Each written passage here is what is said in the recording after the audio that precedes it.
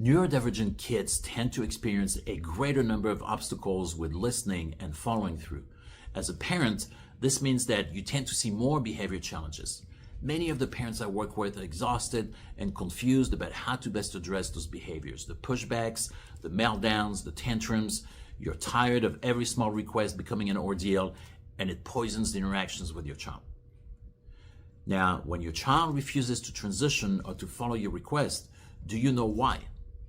What I can tell you from experience is that there are quite a bit of possible reasons. And if you don't know what's causing the problem, it's likely that your approach won't be as effective or that it might create even more behavior challenges.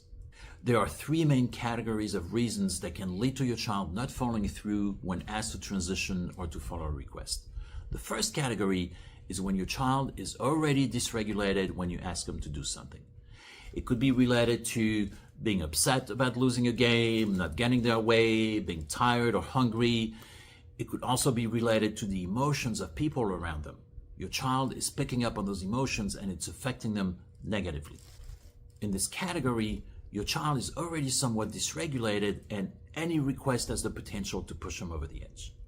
The second category has to do with the environment at the moment and especially with sensory factors that could be bothering your child. It could be light, sounds, smells, tactile input, too much movement, not enough movement. So you're focusing on what needs to be done, but your child is getting overwhelmed by sensory factors and they're stuck.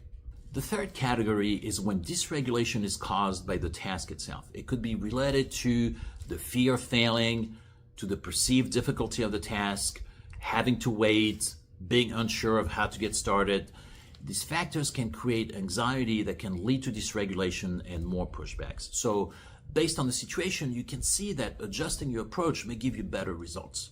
If your child repeatedly fails to listen to you and follow your directions, chances are that they're not able to process your request at that moment. Your goal becomes to figure out why so that you can support them the best you can.